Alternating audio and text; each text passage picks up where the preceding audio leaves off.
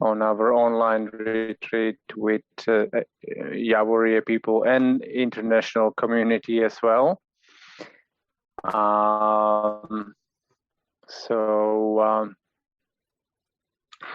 If everybody is ready, then we can start. And then again, I'm checking the list. It seems we have all participants speaking English. So this question and answers will be led in English language.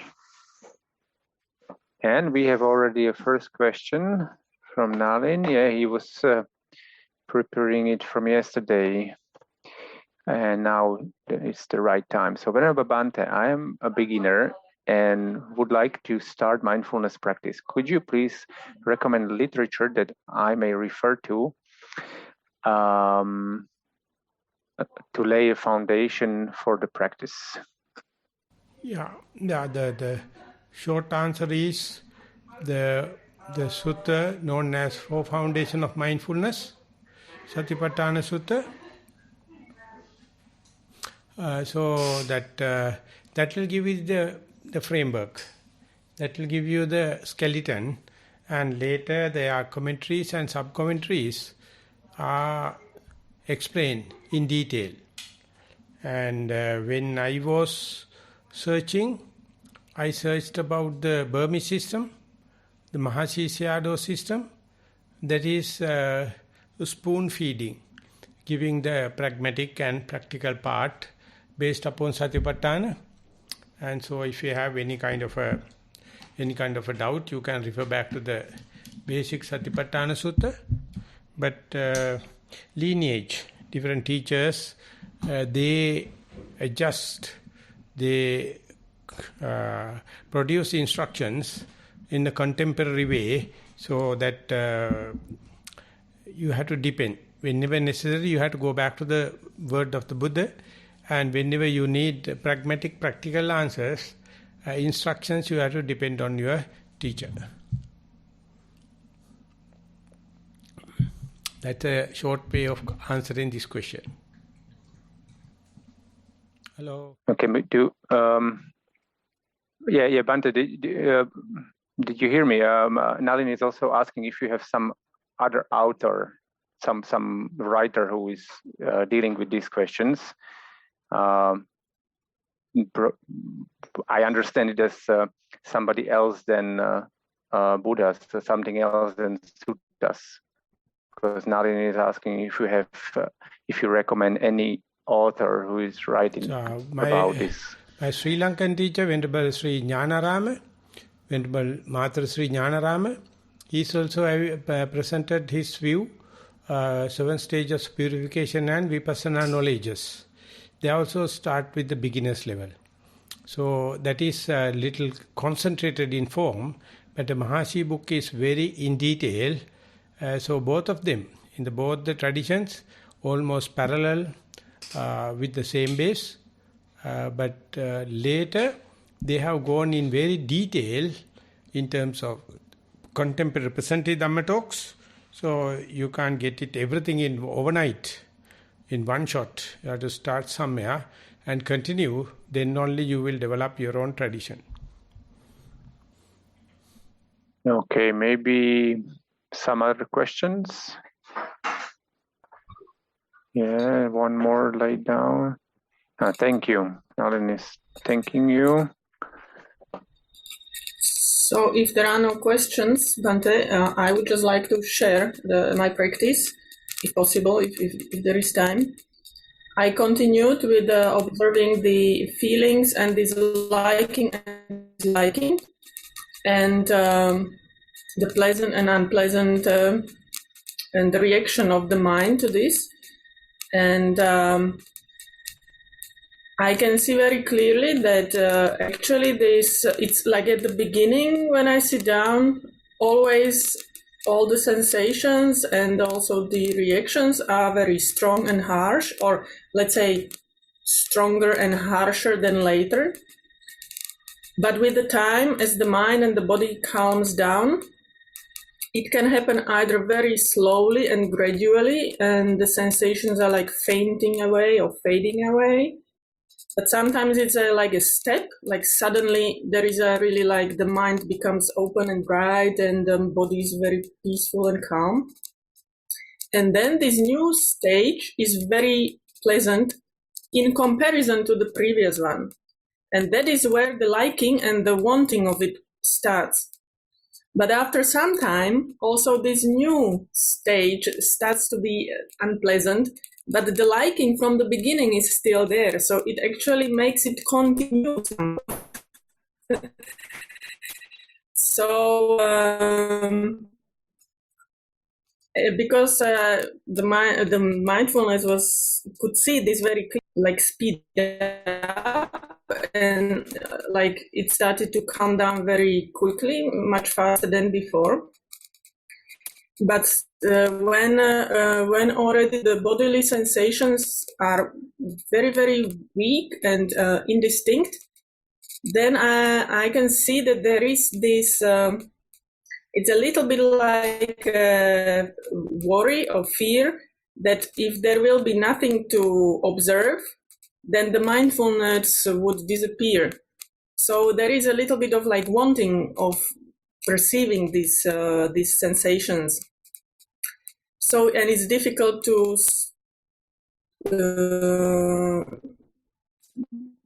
really be clearly aware when it occurs, and to catch that, there is again the grasping or this wanting. Report that I think on Monday that every pleasant feeling ends with the unpleasant, because it's really this change now I can observe, in all meditations. And then the second point, it goes like this, as I described. In walking meditation, it is a little bit more tricky because the body is moving, so also the mind has the tendency to think much more. So, but thanks to your advice, I am more at peace. So I'm just aware that the mind wandered off, and there is not this aversion to it, or anger, or self-guilt that I'm thinking again. Just noting that the mind has wandered off. But the most difficult part is in the daily activities.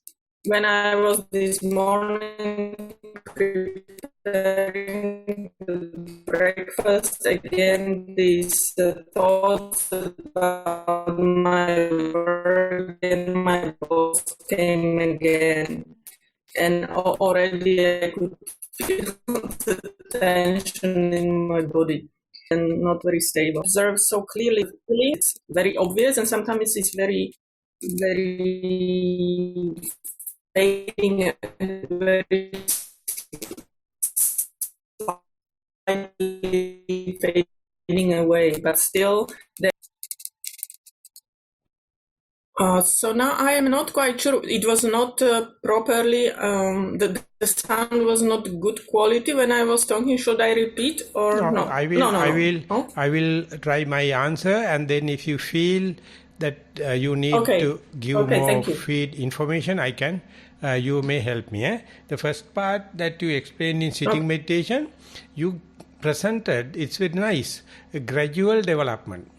I'll put the way the Buddha put that gradual development.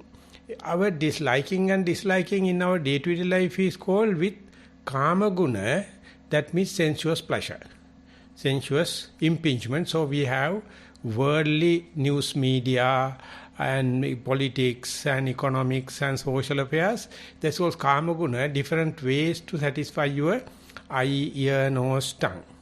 So if someone is fed up with that and going to seek kind of solace or religious, spiritual way, he will give up the kama guna, and whenever he renounce, instead of kama guna, instead of direct impingement of the sensuous impingements, you start your memory, the perception of impingements. Your eyes are happy to see pleasurable thing.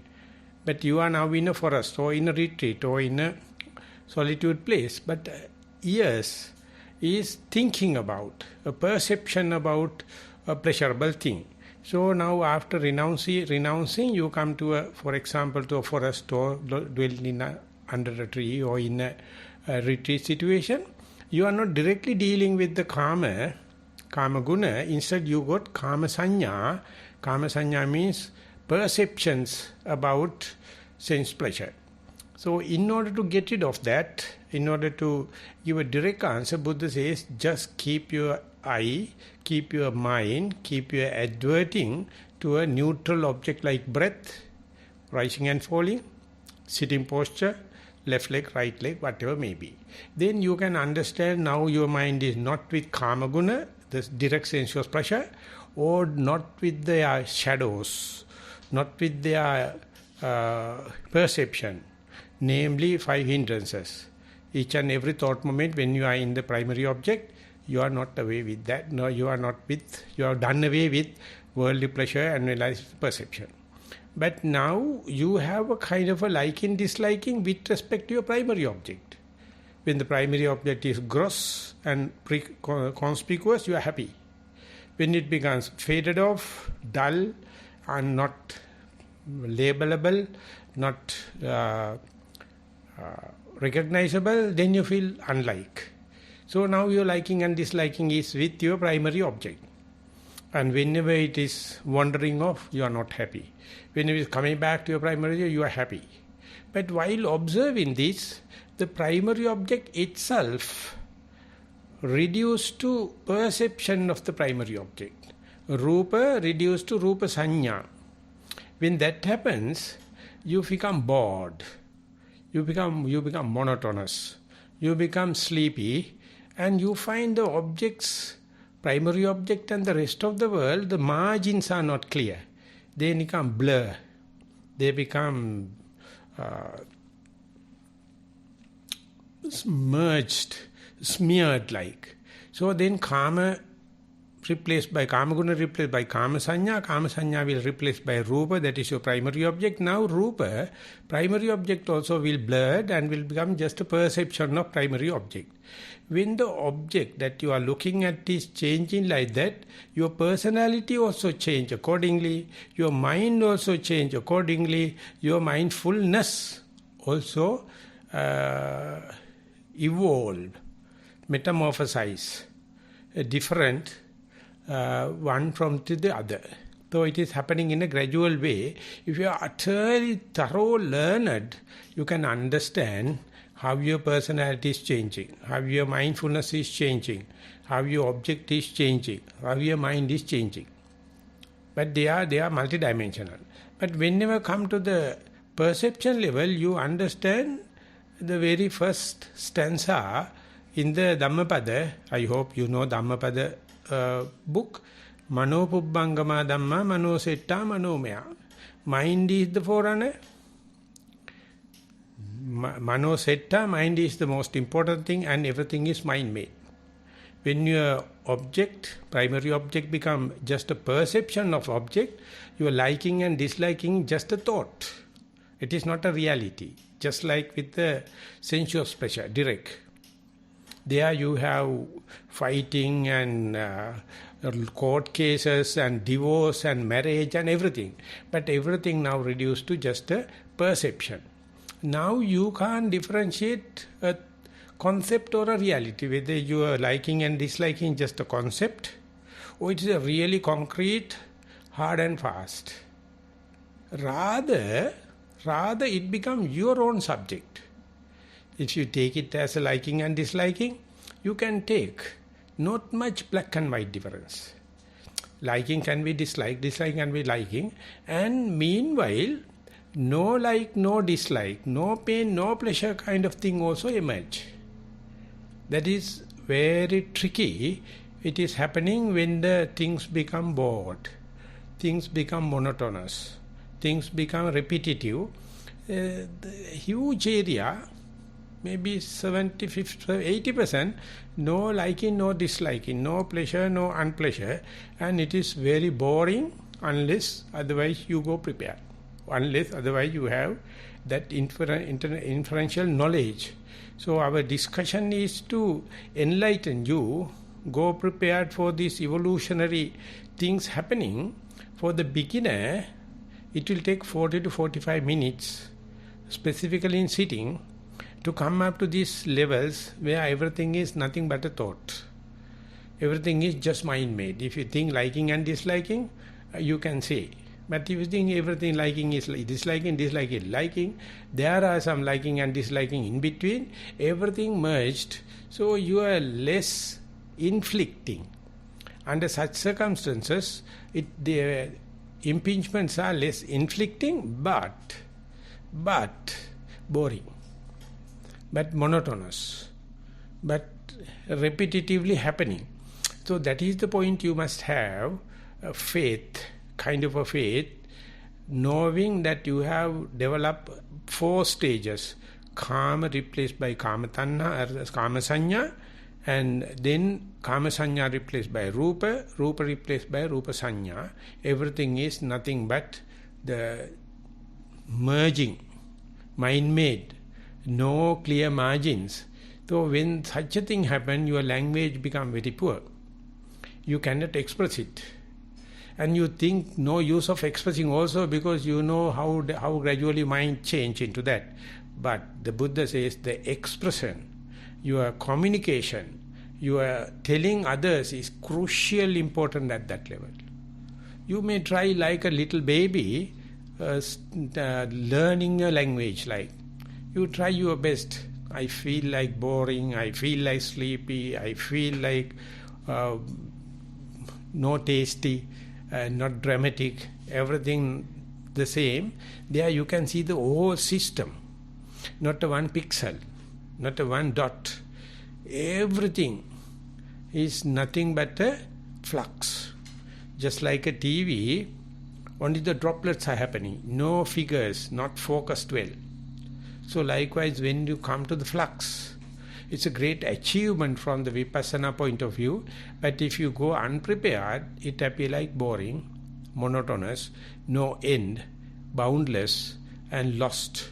And you feel like you are losing mindfulness. But not that, darling. Mindfulness is intact. All the other thing is threatened. Your faith is threatened. Your energy is threatened. Your concentration is threatened. Your wisdom is threatened. But you can see the 4-stage development, according to the teaching of the Buddha. The mindfulness can make the story, make the episodes, and you can make it a teledrama or a story, whatever it may be. These are the what we call the Sutta Pitaka, the discourses in the 3 baskets. 15,000 that kind of stories. Different people, when they are understanding, they experience it. Sometimes short episodes, sometimes full story. It is happening. So we can call this is Claudia discussion. We can say this is Claudia stories. This is the way I got to your question. So if Claudia has no any remarks, I am going to the second part for the walking part. Do you have any remarks?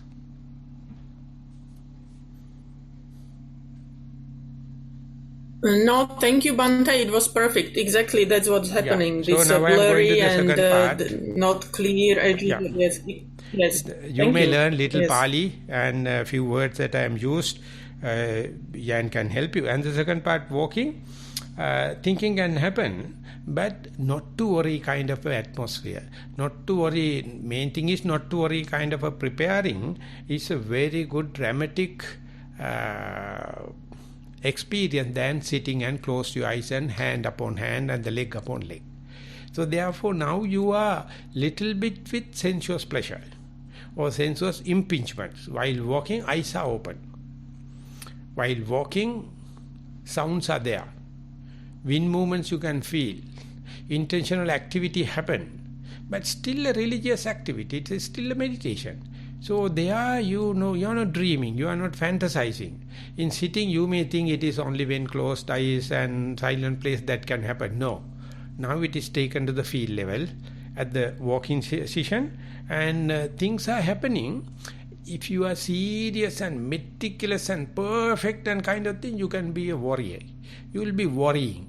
Everything is happening not perfect. But forget about everything.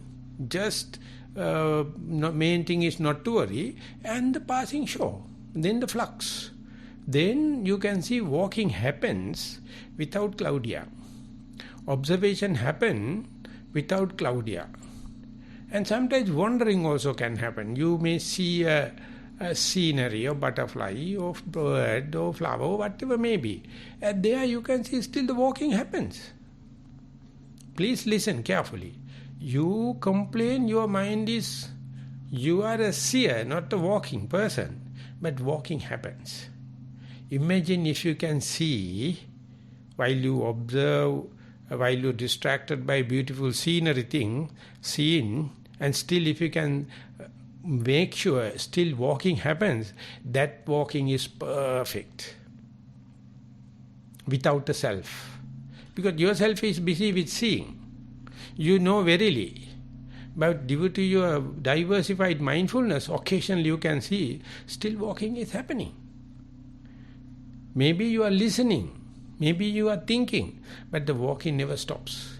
So who is walking? But the walking is perfect. And that time we can say, as far as you are volitionally walking, you are an amateur person. If the walking happens automatically due to a repetitive application, the same walking path, same speed and kind of thing, one day you can see walking happens by customarily, but you are listening, you are hearing, you are thinking. But listening, thinking is giving a different perspective for you to say, walking can happen without Claudia. Walking can happen without myself. These are the repetitive things, these are the we call autopiloting mode. But don't let autopiloting mode to slip away. Just give attention even you are with the wandering mind. That is possible. Because of the early part of your meditation, so that you can't teach to a newcomer. Newcomer has to have his or her own basic mistakes. Later only you will give a proper interpretation. While mind is wandering, walking happens. If I am to include one more sentence to this review, while sitting also, while you are thinking, while you are daydreaming, breathing happens. That breathing is perfect. Just like a sleeping baby, breathe. So this is the second part. Any remark, Claudia?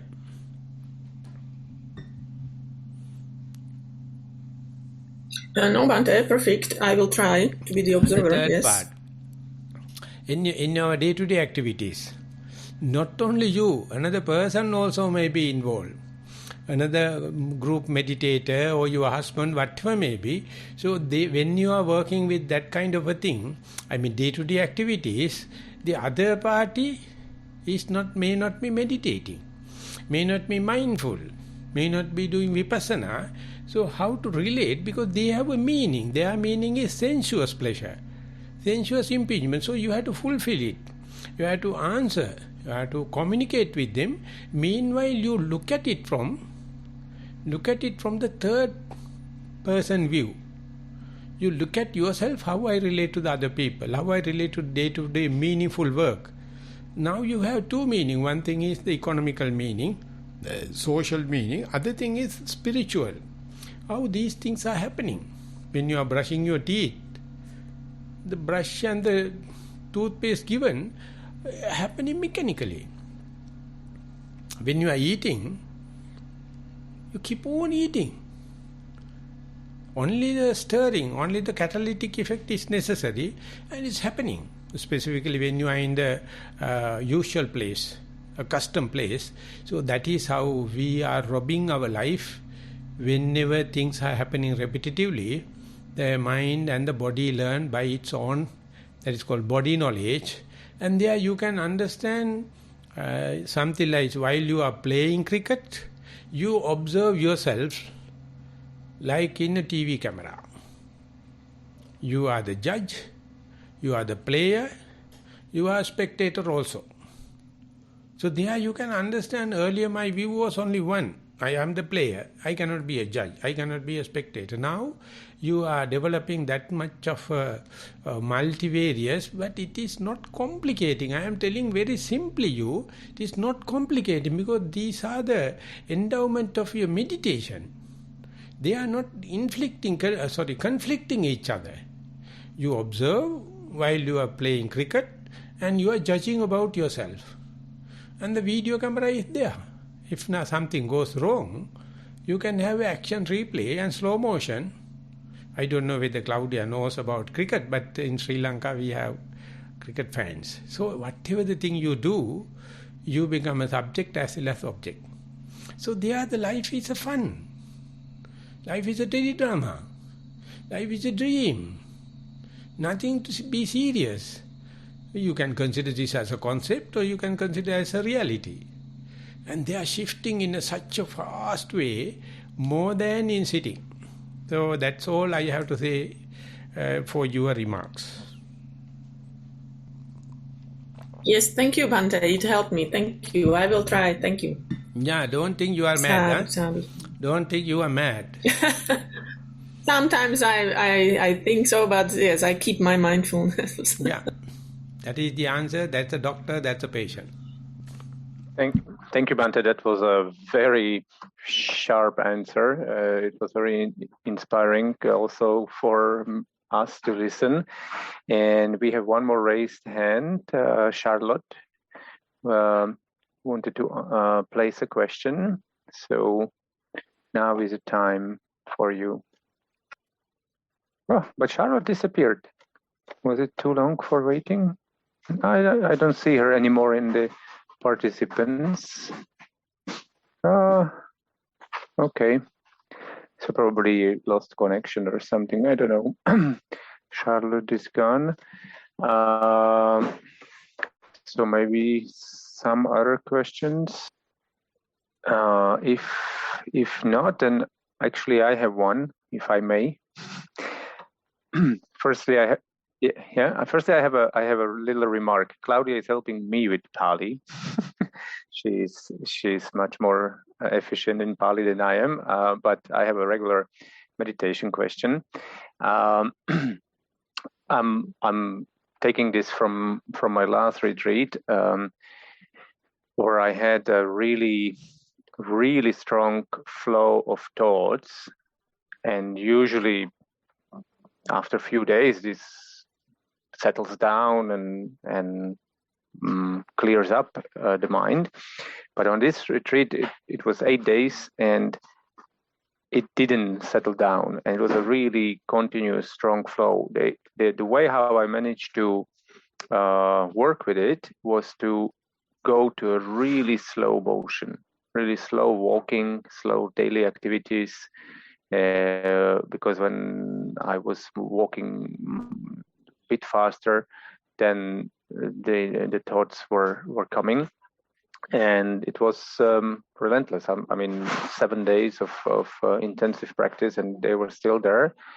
But then on the 6th and 7th day, I discovered this very slow walking, and it worked. But I have a question, if in case this happened again, if you have maybe some other recommendations how to tackle this kind of obstacles. Yeah, overall you can understand, while in midst of this flow of thoughts, you may think it will never stop because it's continuous, perpetually happening. But now you have experienced there's an end to it. And while it is happening, while thinking happened incessant way, you are worrying. But at the end, I doubt whether you will be a happy person about the end of that bloody thoughtful moment. Usually it is not there. Our mind is always finding fault with something wrong.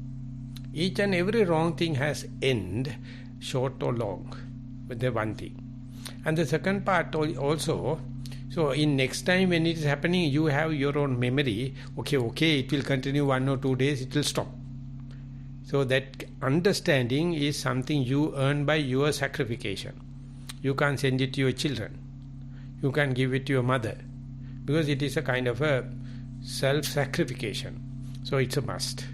The second part is that a slow motion, very difficult when you have so much of thoughts. So you have to be very patient. So one way, the commentarials, they say, the bhikkhu, when he is traveling, he is carrying little things. Nowadays, when I carry a lot of things.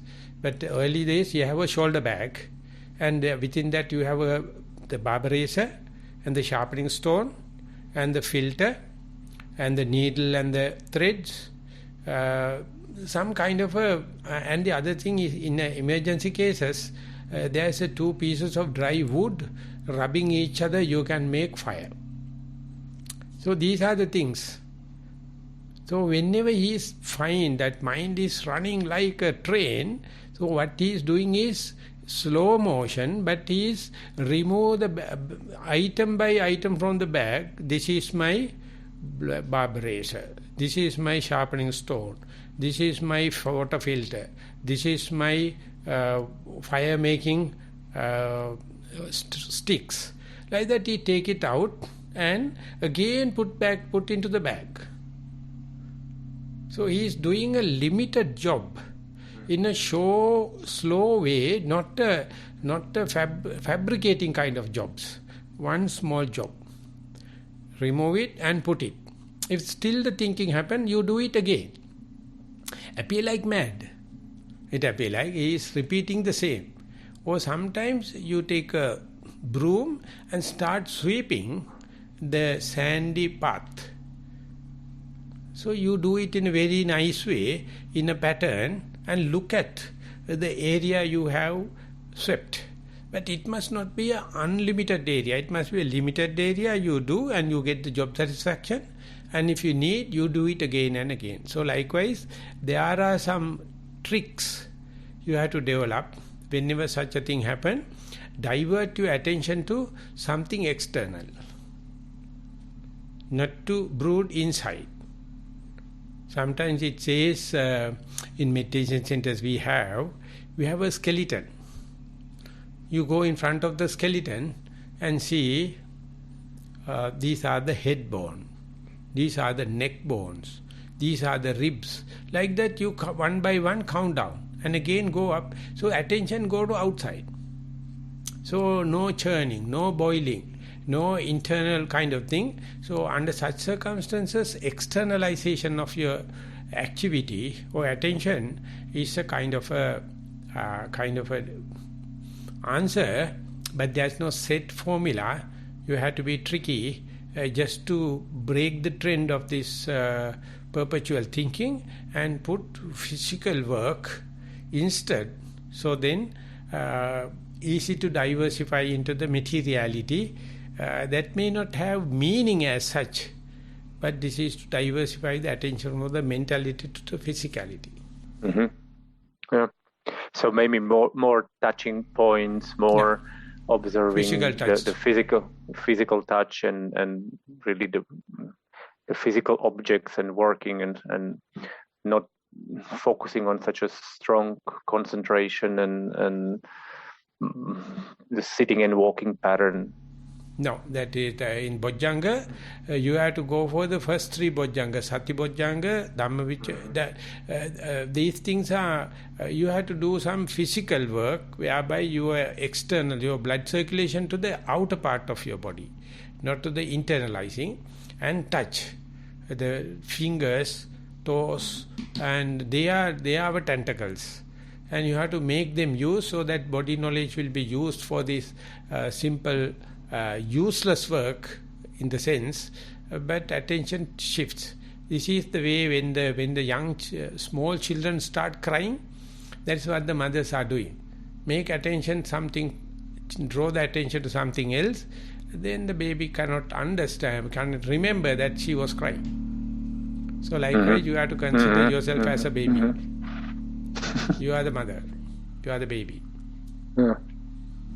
Great, Barton. Thank you. These were very useful tips and tricks how to work with this. Okay, so I don't know what you recommend, Bhante. This is up to you, but it seems if we have no questions, we can finish the session for today. We can end the session, and we'll be meeting at 5 o'clock again.